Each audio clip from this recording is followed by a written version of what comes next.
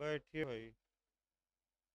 देखिए आईपीसी में आपका 85 और 86 चला था, उसको पहले लिख लीजिए तब आगे बढ़ा जाए। भाई ये प्री के लिए लिखवाया जा रहा, अभी मेंस के लिए आपका शुक्रवार को लिखवाया जाएगा, परसों। अभी 2-3 क्वेश्चन हुआ है मेंस के लिए। आपका 84 चल रहा था, लिखवाया जा रहा था, उसी को थोड़ा बहुत बचा है, आगे बढ़ाइए। और तब 85 और 86 और 2-3 इसमें केस हैं, तब आपका 87 से शुरू किया जाए।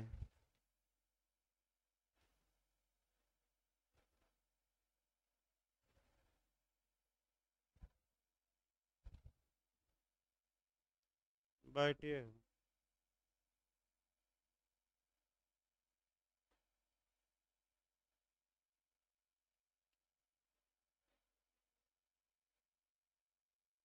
पैराग्राफ चेंज करके लिखिए भाई। आईपीसी में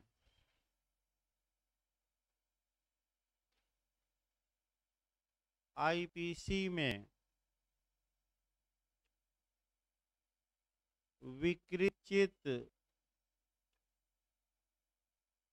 आईपीसी में विकृत यानी कि अनसाउंड माइंड पर्सन यानी कि व्यक्ति, आईपीसी में विकृत व्यक्ति तभी बचाव का हकदार होगा, तभी बचाव का हकदार होगा जब कार्य करते समय वह विकृत हो। जब कार्य करते समय वह विकृत हो यानी कि अनसाउंड माइंड हो, तथा तथा यह न समझ पा रहा हो कि तथा यह न समझ पा रहा हो कि उस उसके कार्य की प्रकृति क्या है, उसके कार्य की प्रकृति यानी कि नेचर, प्रकृति क्या है, या उसका कार्य या उसका कार्य दोषपूर्ण है, या विधि विरुद्ध है, उसका कार्य दोषपूर्ण है या विधि विरुद्ध है।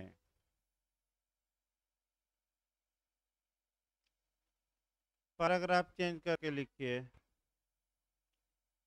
चिकित्सकीय चित्त विकृतता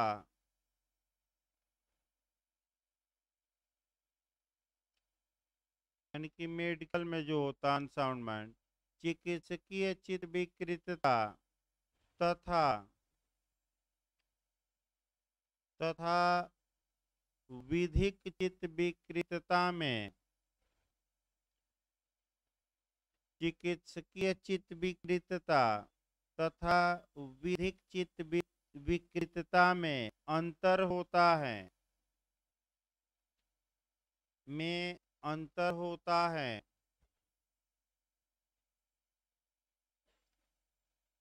चिकित्सकीय चित्त विकृतता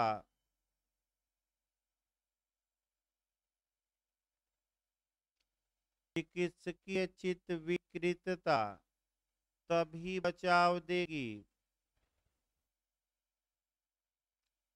चिकित्सकीय चित्त विकृतता तभी बचाव देगी जब न्यायालय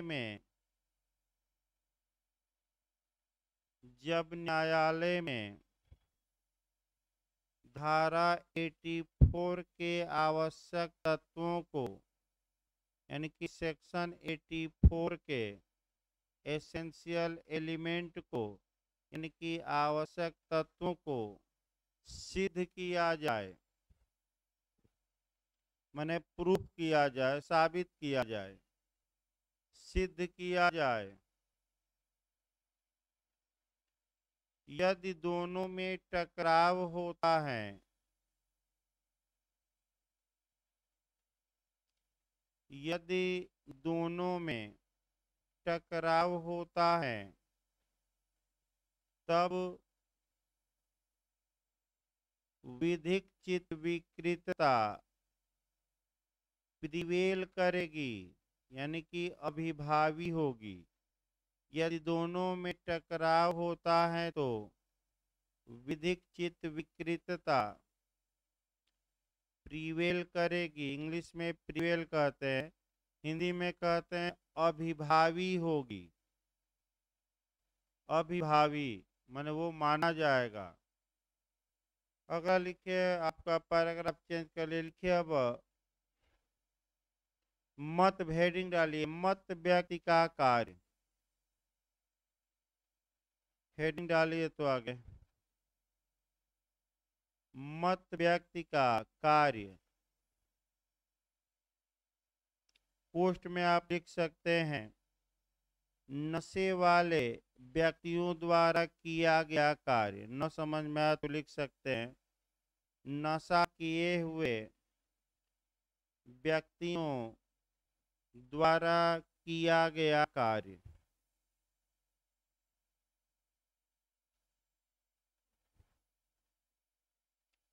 लिखिए मत व्यक्तियों द्वारा, पैराग्राफ चेंज करके लिखिए हेडिंग के बाद मत व्यक्तियों द्वारा किए गए कार्यों को,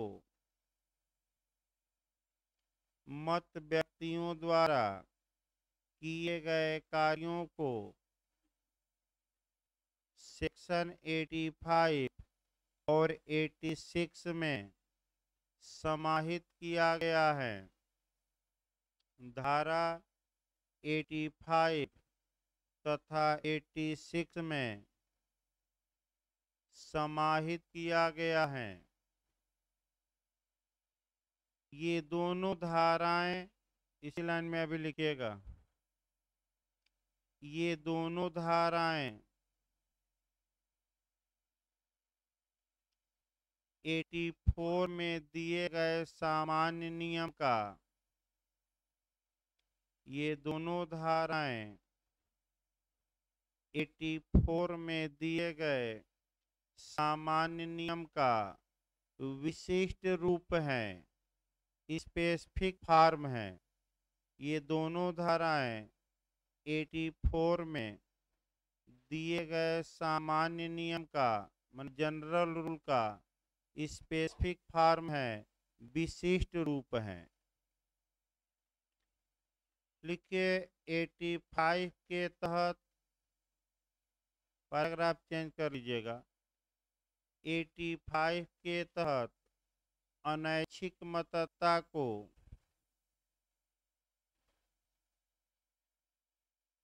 के तहत अनैच्छिक मतदाता को बचाव के रूप में दिया गया है।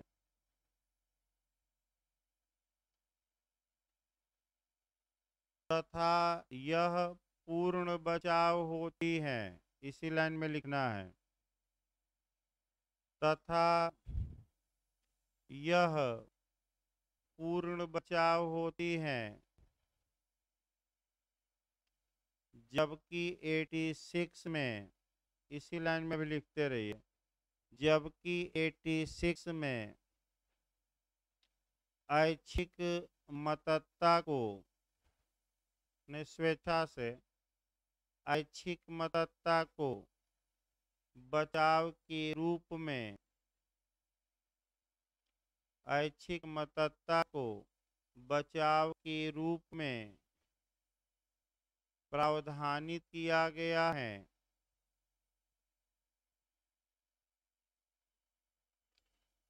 जो आंशिक बचाव देती हैं,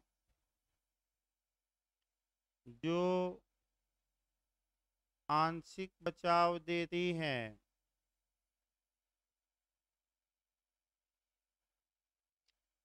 आशय के मामले में बचाव देती हैं।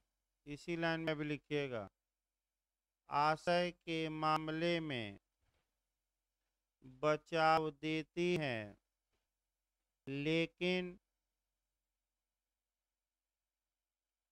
ज्ञान के मामले में यानी कि नॉलेज के मामले में, आशय के मामले में बचाव देती हैं, लेकिन ज्ञान के मामले में बचाव नहीं देती।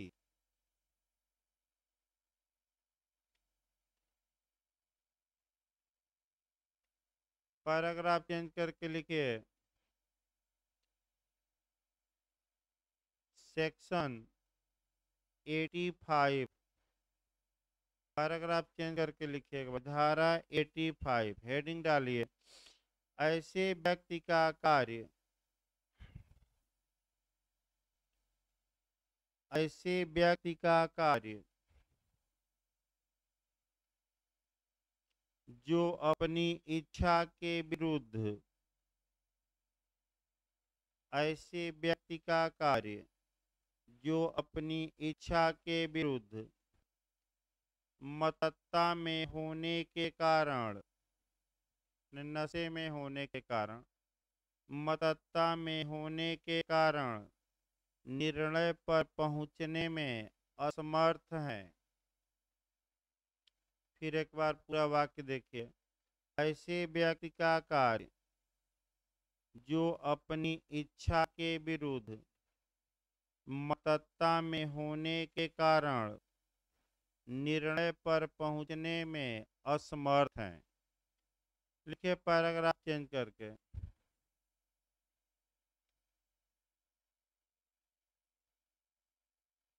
यदि कोई व्यक्ति, पैराग्राफ चेंज करके लिखिएगा, यदि कोई व्यक्ति अपराध करते समय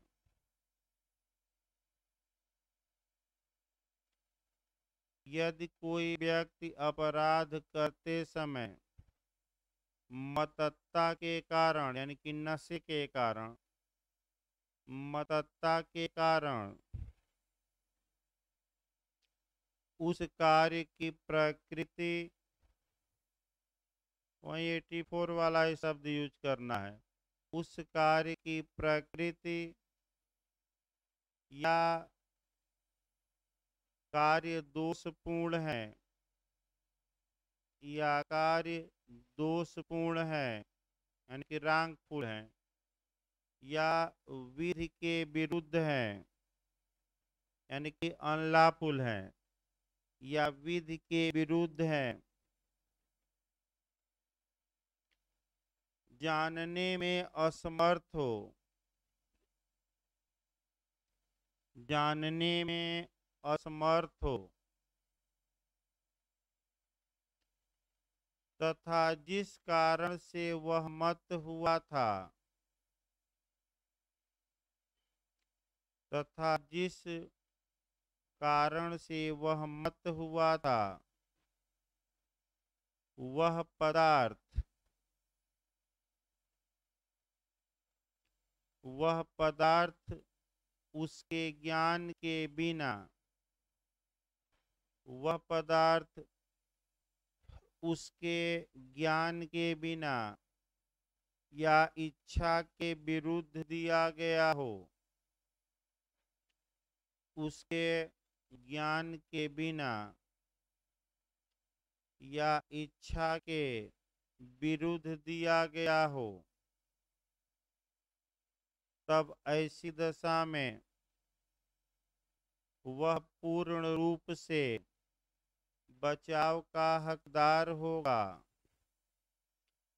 तब ऐसी दशा में वह पूर्ण रूप से बचाव का हकदार होगा।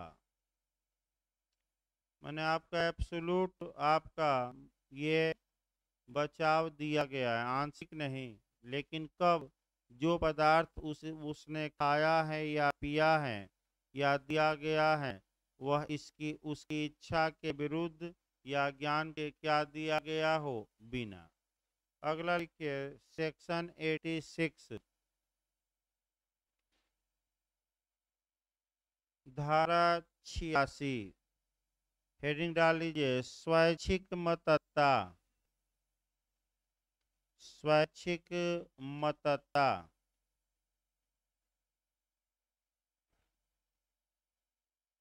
पैराग्राफ चेंज करके लिखिए यदि कोई व्यक्ति अपनी इच्छा से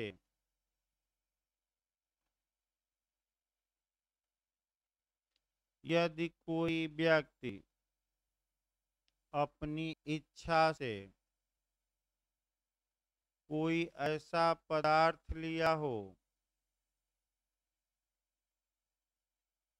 यदि कोई व्यक्ति अपनी इच्छा से कोई ऐसा पदार्थ लिया हो जिसे उसे मतता हुई हो जिससे उसे मतता हुई हो और उस दौरान अपराध करता हो और उस दौरान अपराध करता हो ऐसी दशा में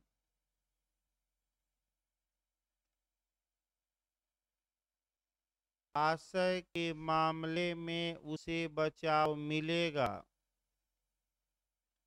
ऐसी दशा में आशय के मामले में उसे बचाव मिलेगा लेकिन ज्ञान के मामले में लेकिन ज्ञान यानी कि नॉलेज ज्ञान के मामले में उसे कोई बचाव नहीं मिलेगा। ज्ञान के मामले में उसे कोई बचाव नहीं मिलेगा। केस लिखे केस पूछा जाता है मतदाता पर 4-5 केस लिखे पहले लिखिए पहला केस भाई director of public prosecutor director of public prosecutor बनाम बियर्ड फिर एक बार देखिए डायरेक्टर ऑफ पब्लिक प्रोसिक्यूटर यानी पीपी कहा जाता है लोक अभियोजक director of public prosecutor versus यानी कि बनाम बियर्ड। दूसरा केस लिखिए वासुदेव बनाम पेप्सू राज्य वासुदेव बनाम पेप्सू राज्य वासुदेव बनाम पेप्सू राज्य। तीसरा केस लिखिए आर बनाम Lipman R versus Lipman.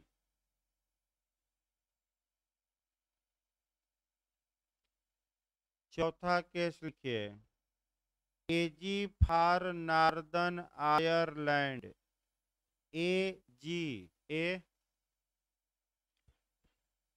AG for Northern Ireland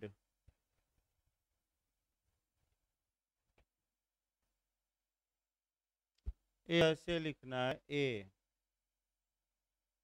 AG for Northern Ireland बनाम गल्लाधर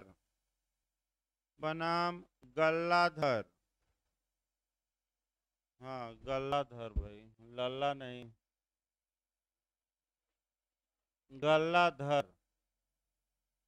गल्लाधर आगे लिखिए तुम कैसे हैं 3-4 एक और आपका बातें हो गया। इसी 4 केस में से पूछा जाता है गल्लाधर। अब आइए आगे देखा जाए आपका कंसेंट या सम्मत भैया बंद कर दीजिए लेक्चर, अब पहले सुनिए, इसके बाद से आपका लिखवाया जाएगा अब कल आईपीसी में।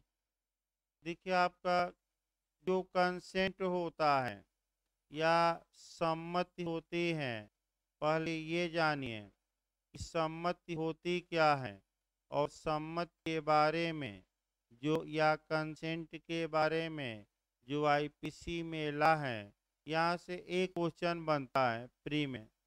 आपका प्री में पूरा चांस रहता है क्वेश्चन, मेंस में समस्यात्मक क्वेश्चन बनता है।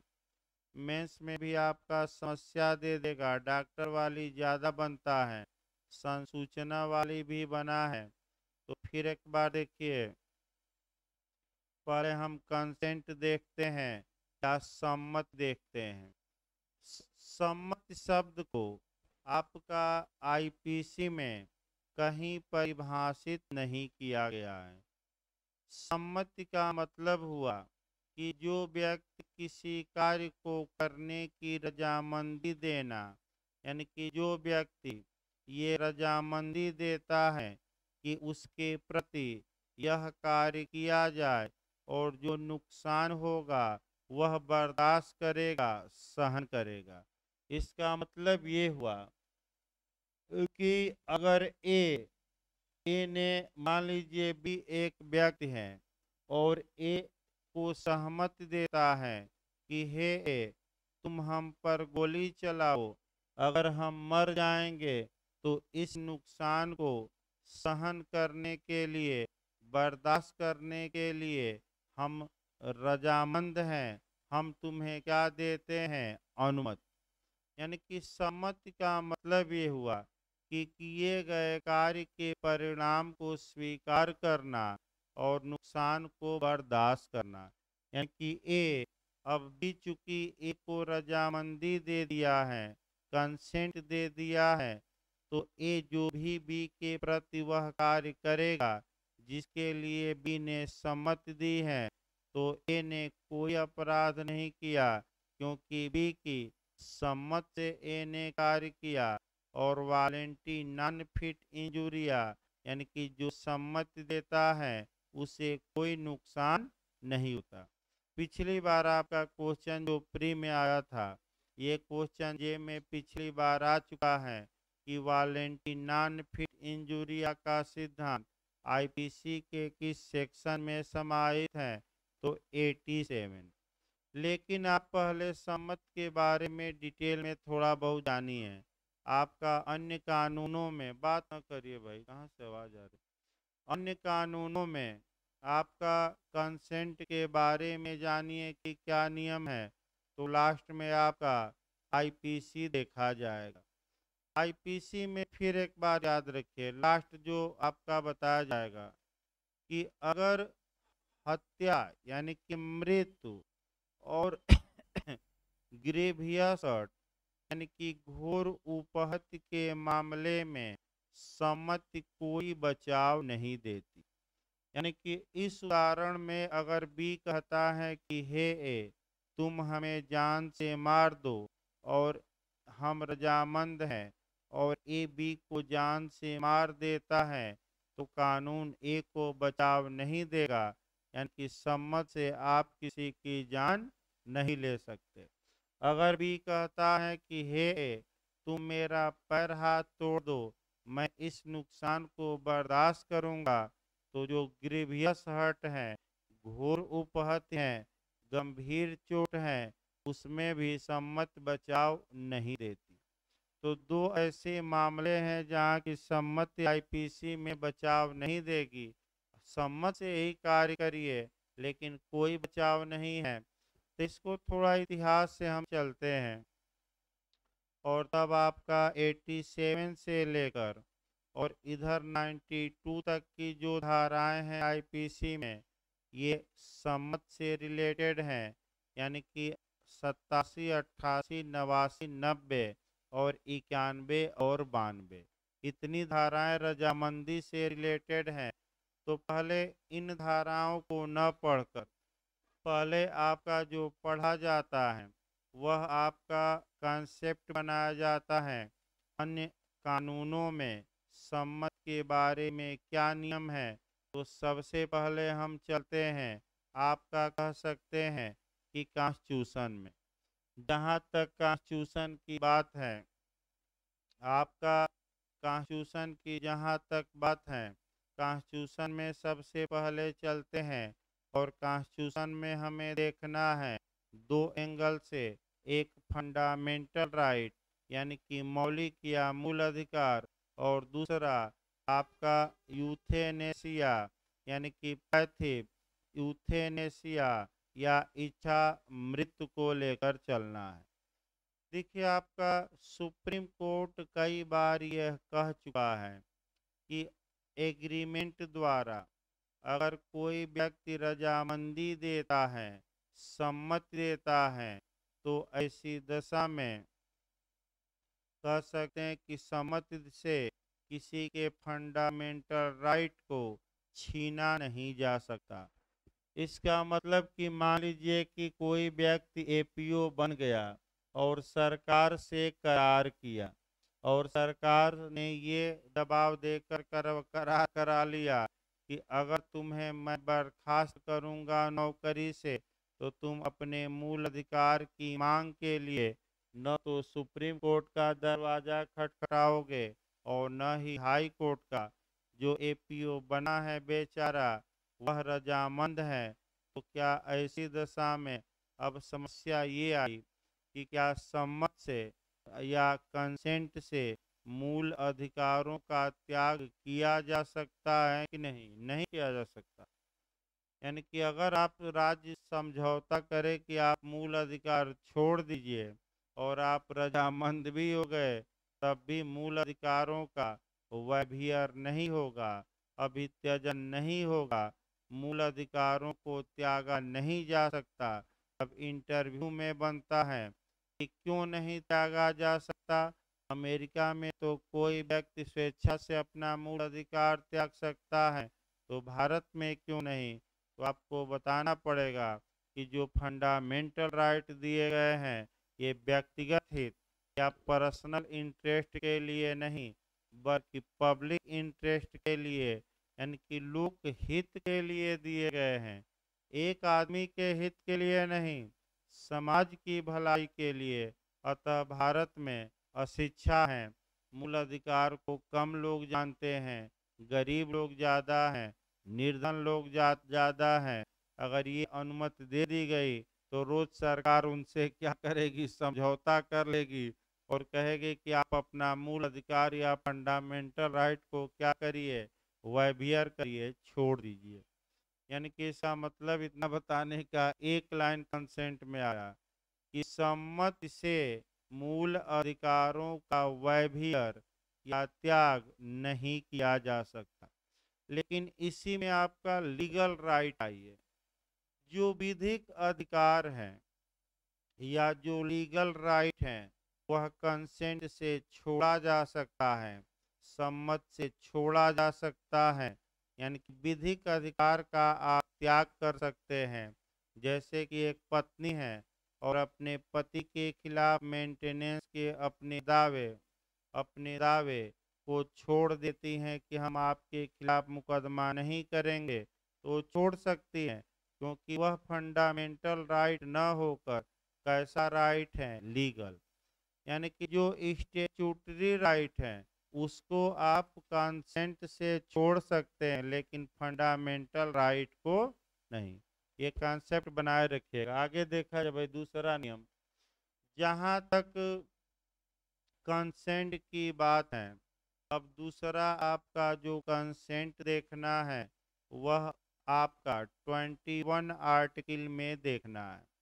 जो सुप्रीम कोर्ट का लेटेस्ट डिसीजन है वह ये है, यानी कि पैसिव यूथेनेसिया या इच्छा मृत्यु की जहाँ तक मांग है, या दया मृत्यु या सुख मृत्यु की जहाँ तक मांग है, आपका सुप्रीम कोर्ट ने कुछ हद तक भारत में इसे मान्यता दी है। लेकिन बहुत कठोर नियम लगा कर दी है, बहुत कठोर नियम लगा कर दी हैं, और इतना आसान नहीं है कि इसको फॉलो किया जाए। भाई डॉक्टर पैनल बनेगा, हाई कोर्ट के जज अपना बैठक करेंगे, ये करेंगे, उतना नहीं जाना है। लेकिन कुछ हद तक अब मान्यता मिल गई है भारत में। आपका पैसिव यूथेनेसिया की ये आर्टिकल 21 में, यानी कि आप रजामंद हैं तो आपकी रजामंदी से आपके जीवन को कुछ हद तक अब क्या किया जा सकता है, छीना जा सकता है। अगला देखिए आपका रजा कंसेंट को अगला जो पढ़ा जाता है टाट में पढ़ा जाता है। अपकृत विधि में भी ये सिद्धांत लागू होता है कि वालेंटी नॉन फिट इंजुरिया, यानी कि जो व्यक्ति सम्मति देता है उसे उसके कारण उसे कोई क्षति नहीं होती, कोई नुकसान नहीं होता। यानी कि अगर किसी व्यक्ति के प्रति उसकी सम्मति से कोई कार्य किया जाए तो वह मुआवजा नहीं वसूल सकता, सामान्य नियम है, क्योंकि वालेंटी नॉन फिट इंजुरिया।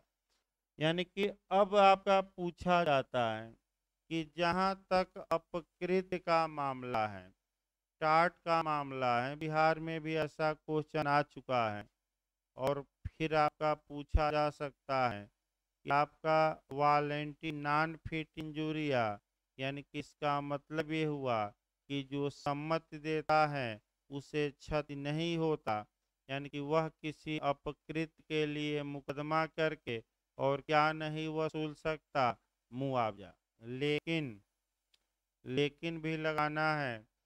आपका जो सुप्रीम कोर्ट ने आपका एब्सोल्यूट लायबिलिटी या पूर्ण दायित्व का सृजन किया अपकृत में, उसमें सम्मत भी कोई बचाव नहीं है, यानी कि एक अपवाद है। लेकिन ये मान के चलिए कि किन अपकृतियों में सम्मति बचाव होगी, तो सभी अपकृतियों में, यानी कि जितने भी टाट हैं अगर दूसरे पक्षकार की सम्मति से किए गए हैं तो उन सभी अपकृतियों में सम्मति क्या होगी, बचाव। यानी कि अपकृत में सभी मामलों में बचाव देगी। अब आपका कॉन्ट्रैक्ट में हल्का सा देख लिया जाए सम्मत को। जहां तक संविदा अधिनियम की बात है, संविदा अधिनियम में तो तमाम धाराएं कंसेंट से ही रिलेटेड हैं, सेक्शन 13 से लेकर और 22 तक। यानी कि धारा 13 से लेकर 22 तक की जो धाराएं हैं वह कंसेंट या सम्मत से ही संबंधित हैं, वहाँ भी सम्मत हैं। और अंत में आपका आईपीसी देखा जाए, आईपीसी में पहले सम्मति देखिए और कुछ अपवाद देखिए। देखिए भाई आपका जहां तक भारतीय दंड संहिता की बात है, सम्मत से जो संबंधित प्रावधान किए गए हैं वह सेक्शन 87 से लेकर 92 तक में किए गए हैं। इन धाराओं का बंटवारा पहले किया जाए। सबसे पहला क्वेश्चन आपका बंटवारा कर लिया जाए तब और बताया जाए। 87 से बनता है, बना ही है, वालेंटी नॉन फिट इंजुरिया। फिर दूसरा क्वेश्चन बनता है कि कौन सी धारा चिकित्सकों को बचाव देती है, तो आपका शल्य चिकित्सक को बचाव देती है या जो ऑपरेशन करता है उनको बचाव देती है। सीधे सेक्शन पूछा है कि डॉक्टरों को कौन सी धारा बचाव देती है, चिकित्सकों को। तो जो उदाहरण दिया हो चिकित्सक का शल्य क्रिया का किस धारा में है, 87 की, 88 की, 89, 88 दृष्टांत दिया है, उदाहरण इलस्ट्रेशन। फिर आपका पूछा जाता है कि कब सम्मति वैलिड नहीं होगी, ये 90 से कवर होगा। 91 बताती हैं कि कुछ ऐसे अपराध हैं जहां सम्मति कोई काम नहीं करेगी, यानी कि कार्य आप कंसेंट से करिए और ऐसे मामलों में आपको कोई बचाव नहीं मिलेगा। और सम्मत के बारे में सबसे ताकतवर धारा, सबसे मजबूत धारा कंसेंट के बारे में 92 है। क्यों है? क्योंकि आपातकाल की धारा है, इमरजेंसी की धारा है, यानी कि ऐसी कंडीशन आ चुकी है, यानी कि आप कह सकते हैं कि ऐसी कंडीशन आ चुकी है जिसके तहत आप आपातकाल में बिना सम्मति के भी कार्य कर सकते हैं। जैसे उदाहरण के रूप में एक व्यक्ति घोड़े से गिरकर मूर्छित हो गया है, लोग उसे अस्पताल पहुंचाते हैं, वहां उसका कोई नातेदार रिश्तेदार नहीं है। डॉक्टर को लगता है कि तुरंत ऑपरेशन न किया जाए तो यह व्यक्ति मर सकता है, तो डॉक्टर ने जान से मारने के इरादे से ऑपरेशन नहीं किया, लेकिन किया और वह व्यक्ति मर गया। तो इसका मतलब ये हुआ कि सम्मति उस व्यक्ति की नहीं ली गई और ऑपरेशन कर दिया गया, तो ये कार्य डॉक्टर का क्या होगा, सही। और किस धारा में जाएगा, 92, यानी कि सम्मत के बारे में सबसे ताकतवर धारा है 92। आपातकाल से निपटना है, इमरजेंसी से निपटना है, तो सम्मत के बिना भी क्या किया जाएगा, कार्य। सम्मत की आवश्यकता नहीं है। अब आगे देखिए, आपका एक उदाहरण से चला जाए। देखिए, सामान्यतः मैं बता दूं, आपका सम्मति बचाव देती है, लेकिन पहले तो ये याद रखिए कि सम्मति आपका कुछ मामलों में बचाव देगी और कुछ मामलों में बचाव नहीं देगी। तो आपका किन मामलों में कोई बचाव नहीं देती सम्मत, तो दो मामले रट कर जाइएगा। एक आपका मानववध और दूसरा ग्रीवियस हर्ट यानी कि घोर उपहत। दोनों का फिर एक बार उदाहरण देखिए, तब आगे बढ़ा जाए। अगर ए एक व्यक्ति है, माने बी एक व्यक्ति है, ए से कहता है कि हे ए, हमें तुम गोली मार कर जान से मार दो, मैं तुम्हें सम्मति देता हूँ और जो हानि होगा मैं बर्दाश्त करूँगा। और ए गोली चलाता है, बी को जान से मार देता है, तो ऐसी दशा में क्या ए को कोई बचाव मिलेगा, नहीं मिलेगा। अब ये नहीं कह सकता कि भी रजामंद था, यानी कि रजामंदी या सम्मत से आप किसी की जान को नहीं ले सकते। अगर ए जान लेता है बी की सम्मत से और बी आपका 18 वर्ष से कम का है, तो ए आपका 305 में मामला जाएगा। और अगर नहीं, 305 भाई नहीं, देखिए अभी हम बताते हैं। अगर ए मान के चलिए कि जो बी है वह 18 वर्ष से कम का है, तो ये 302 में मामला जाएगा, अर्थात ए मर्डर के लिए दोषी होगा। और अगर बी की एज, बी वयस्क है, 18 साल से ऊपर का है, तो ऐसी दशा में ए 304 में दंडनीय होगा, हत्या की कोर्ट में न आने वाले आपराधिक मानववध के लिए।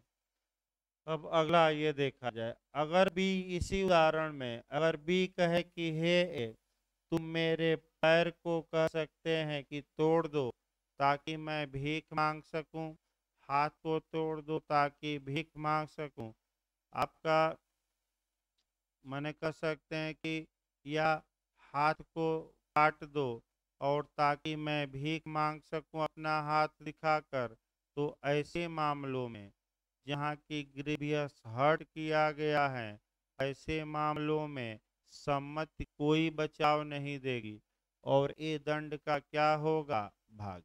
लेकिन अब लेकिन हमें ये देखना है कि कुछ मामले आईपीसी में ऐसे हैं जहां की कंसेंट पूरी तरह बचाव तो नहीं देता, लेकिन आपका आंशिक बचाव देता है। फिर एक बार, एब्सोलूट बचाव नहीं देता, लेकिन आंशिक बचाव देता है।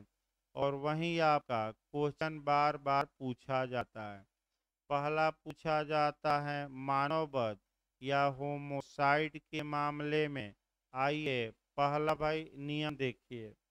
अगर ए, देखिए ध्यान से भाई, अगर बी ए से कहता है कि हे ए, तुम मेरी हत्या कर दो, और अगर बी की एज 18 वर्ष से अधिक है और ए इस सम्मत के कारण बी की हत्या कर देता है, तो धारा 300 का एक्सेप्शन नंबर 5, अपवाद नंबर 5 ये कहता है कि ये मर्डर नहीं होगा।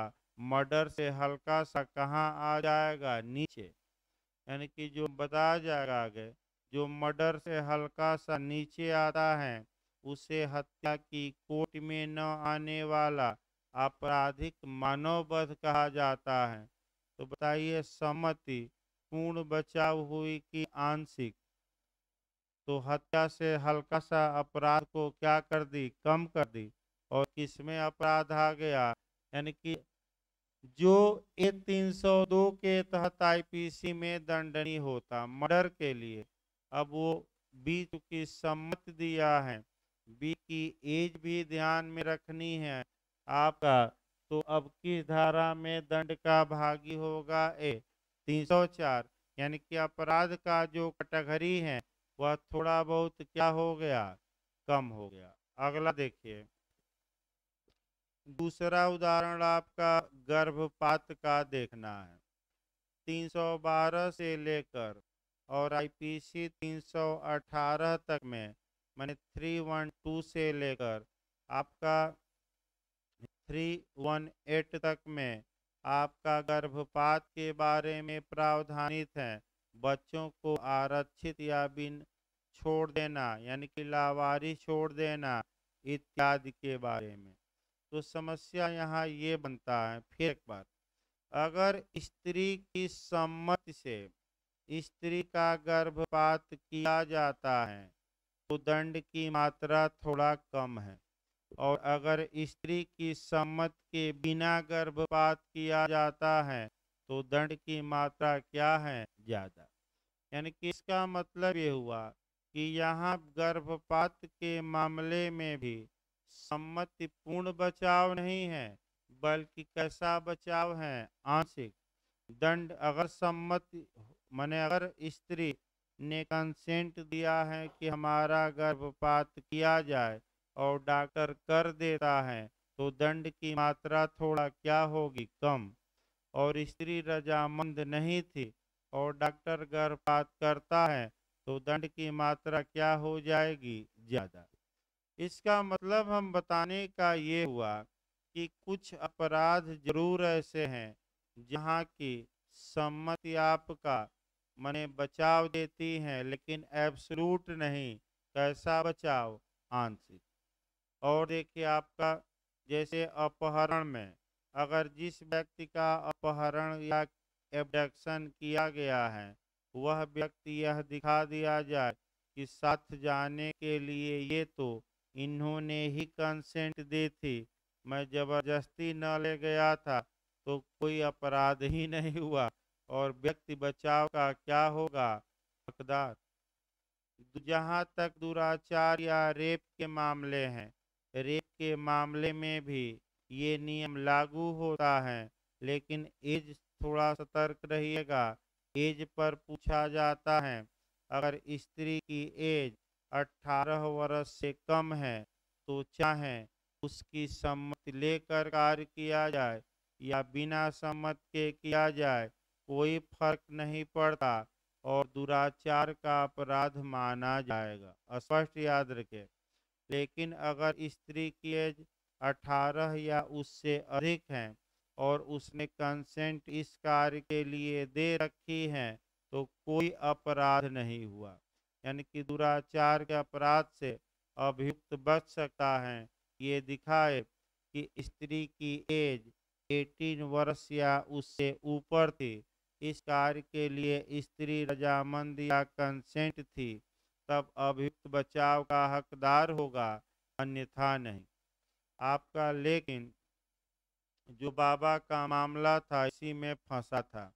फिर मैं बता दूं, आसाराम बापू का, भाई कई परम भक्त भी ऑनलाइन पढ़ते हैं, फिर एक दो परम भक्त नाराज हो चुके हैं, तो चाहे नाराज हो अपने घर पर नाराज होंगे।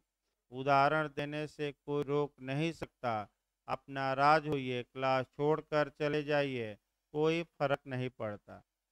एक दो लोग आपका माने बहुत भक्त, परम भक्त आज भी हैं, पूरा आंदोलन कर रहे हैं, और आपका इस माने लड़की ही एक हैं, आपका जो पूरा आंदोलन करती हैं बाबा के पक्ष में, तो थोड़ा एक दो बार उदाहरण दिए गए तो नाराज हो गई। आपका मैसेज आया कि हमारे बाबा निर्दोष हैं, तो निर्दोष हैं तो क्या न्यायालय ने जबरदस्ती सजा दे दिया? निर्दोष हैं तो न्यायालय से क्यों नहीं छूट गए? छूट जाते तो हम भी उदाहरण क्या करते? नहीं देते। तो फिर एक बार देखिए भाई, जब न्यायालय ने मान लिया, कन्विक्ट मान लिया, दोषी मान लिया, तो अब कहने में क्या जाता है? यानी कि जैसे लालू यादव जी हैं, गाय भैंसों का चारा खा लिए, जब कोर्ट ने मान लिया तो कहने में क्या जाता है भाई? हाँ, नहीं मानता कोर्ट तब कहा जाता, तब आपत्ति करते भाई, वो अलग बात है। आइए देखा जाए इसमें आपका जो स्त्री ने दुराचार का इल्जाम बाबा पर लगाया था, उसकी एज 18 से कम थी, ये याद रखिए। तो जहाँ से जिस स्कूल से वह लड़की पढ़ी थी, बाबा के जो चेले चपाटी थे, रोज प्रिंसिपल को धमकी देते थे कि फर्जी टीसी बनाओ और टीसी में डेट ऑफ बर्थ ये लिखो, ताकि जिस दिन अपराध हुआ उस दिन ये लड़के 18 वर्ष से क्या हो जाए, अधिक। लेकिन प्रिंसिपल मीडिया में छा गया, और प्रिंसिपल ने कह सकते हैं कि नहीं बनाई फर्जी टीसी, और बाबा दंड के भागी हुए। अगर 18 वर्ष या उससे अधिक एज रहती तो बाबा एक बचाव ले सकते थे कि ये स्त्री इस कार्य के लिए क्या थी, रजामंद। 18 या से नीचे के मामले में अगर स्त्री की एज 18 से नीचे है तो कोई सम्मत बचाव नहीं होगी। स्पष्ट याद रखिए, आईपीसी की धारा 375। यानी कि कुछ ऐसे उदाहरण बताए गए जहाँ की सम्मति, कोई बचाव नहीं, कुछ ऐसे बताए गए जहाँ की सीमित बचाव, और कुछ ऐसे बताए गए जहाँ की पूर्ण बचाव देती हैं। यानी कि भिन्न भिन्न सम्मत का आपका पैमाना है भाई। लेकिन आपका अब सेक्शन वाइज शुरू किया जाए।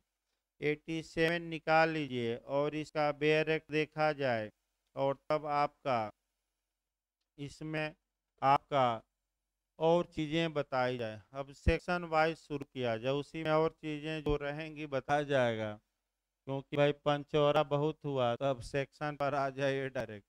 देखिए, शब्द को पकड़ने का प्रयास करिए जो बेयर एक्ट में शब्द लिखा गया है।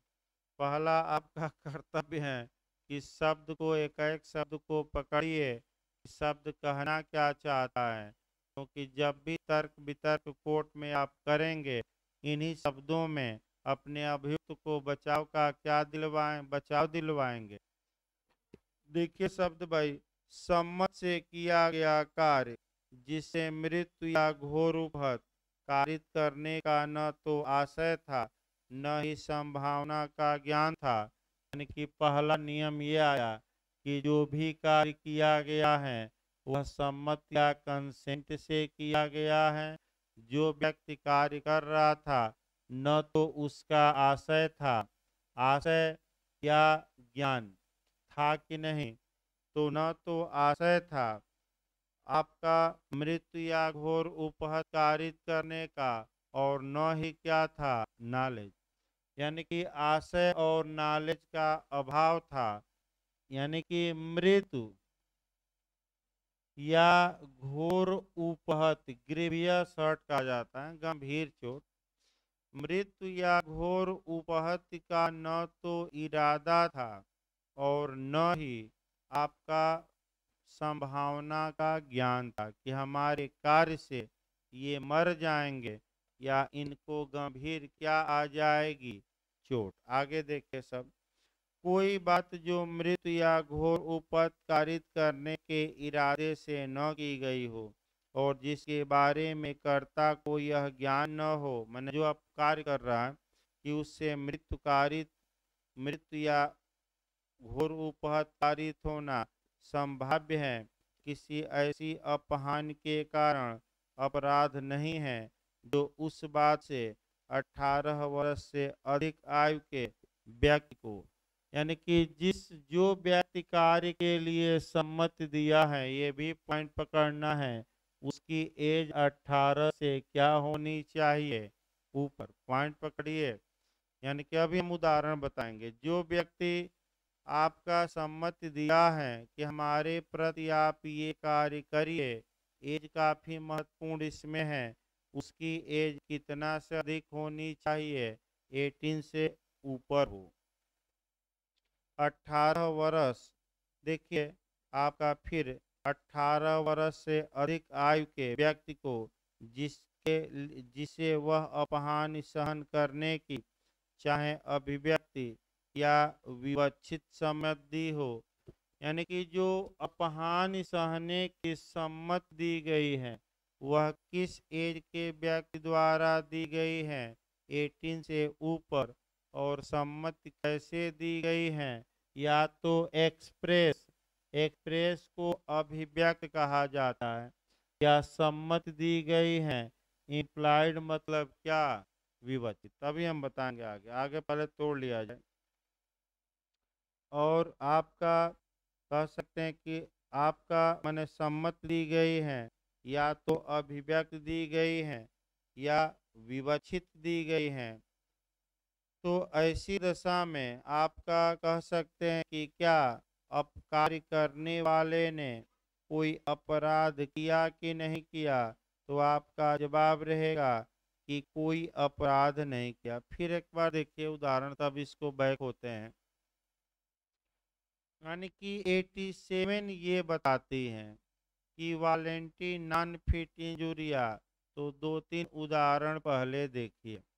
पहला आपका क्रिकेट का मैच देखिए, क्योंकि कई लोग भाई देखते भी रहते हैं आईपीएल, आपका अपने आईपीएल के शौकीन भी हैं, आपका क्लास चलता रहता है तब भी ऑनलाइन में देखते रहते हैं, क्लास में भी बैठकर एक बार स्कोर क्या करते हैं गुपचुप तरीके से देख लेते हैं, लेकिन आयोग स्कोर देखने का मौका नहीं देगा।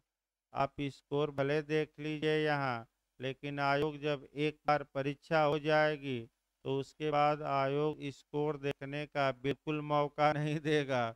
जो हो गया हो गया। भाई प्रयास करें कि क्लास में आपका जब गैप हो तब स्कोर ज़्यादा देखिए, और क्लास चलते समय ध्यान से कई बातें सुनिए।